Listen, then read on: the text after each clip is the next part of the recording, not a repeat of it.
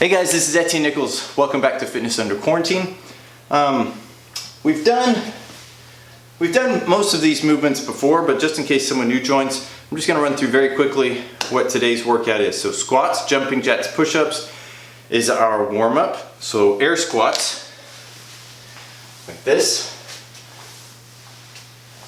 Trying to keep the weight on your heels so you can still wiggle your toes a little bit if possible. Keep your back straight and your scapulas out, or scapulas together.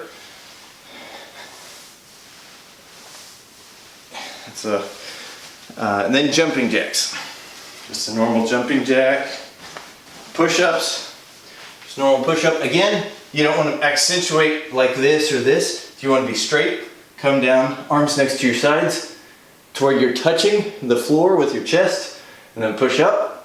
And if you need to have your knees on the ground, you can, like this, to make it easier. Scale appropriately. Then we have a pigeon pose.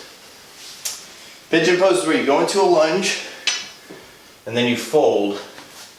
So you fold that leg over, and then you kind of fold over your leg, and you're going to be really stretching out that hip. So some people, maybe you can only come to here, that's fine. Not everybody can go down as quick as far, like this.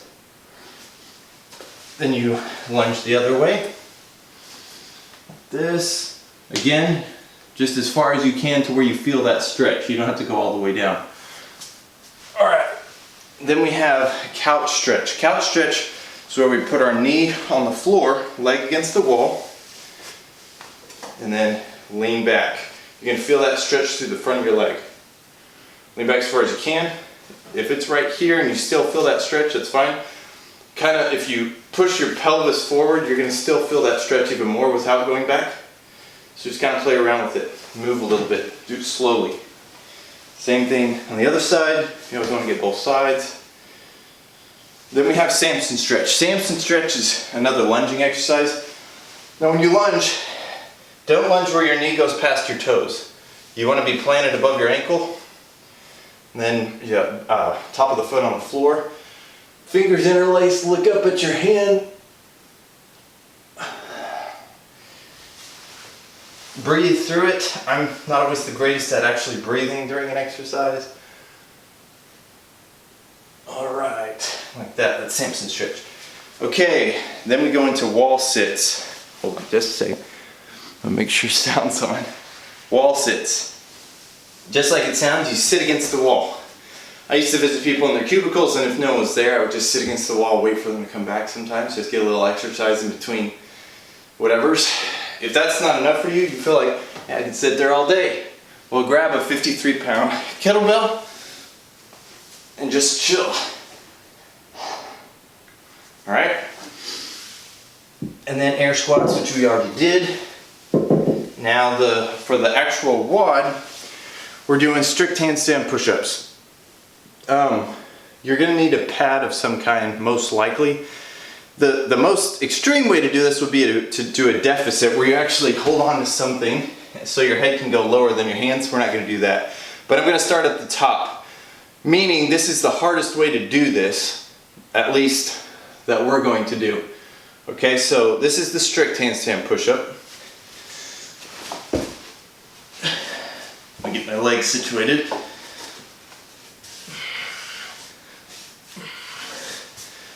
All right, if your shoulders aren't strong enough to do that, then you can do what's called a kipping push-up, which is where you spring your legs up, kind of like this. You let your legs fall to your chest and then throw them up, and it propels your body upward. It's a little more technical, but it doesn't require quite as much muscle, I guess. I don't know, I'll show you what that is.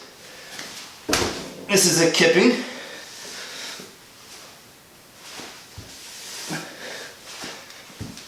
All right. Now, a lot of people aren't going to be able to do either one of those, and that's totally fine. Scale this to what you can do, but I'm doing it at the top so that people know this is what I want you to be able to do. Some of you guys can do this, so do the strict handstand push-up if you can. Do the kipping. Those of you who can't, that's okay, because we have a way to scale this as well. So if this was your couch, let's pretend this is a couch because this is going to hurt your knees. But if this was my couch where it felt great, felt comfortable, I could reach down and pretend I'm doing a handstand push-up. So a box push-up, that kind of thing. Let's see here, what else? So that's the way to scale that. Then we have kettlebell swings. These are American kettlebell swings. The difference is Russian only comes up to here, which I love Russia for that reason, as well as others. But the other thing I want you to think about when you're doing your kettlebell swings is I don't want you to come down like this, because that's where you hurt your back. You put that moment arm on your lower back. You actually want to be kind of, your hands stay around your crotch area like this, all right? And then you're gonna push yourself forward like that. And let your head come through at the top to kind of complete that movement. All right? You might be thinking, well, I don't have a kettlebell. Well, you can use anything. You can use books, you can use whatever you got laying around.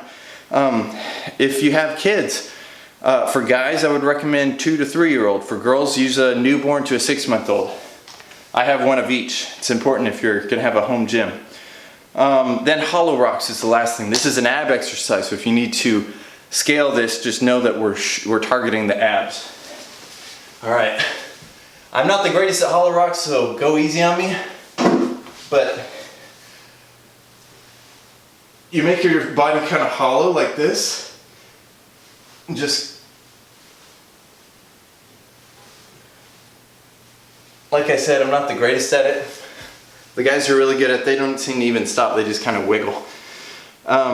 Do crunches or sit-ups if you can't do a hollow rock. Like I said, I'm gonna start doing the more difficult exercises and then scaling them down rather than starting in the middle and expecting somebody to scale up. Nobody's gonna do that, I realized. So, all right, that's it. Have a great Monday. Hope you guys like it.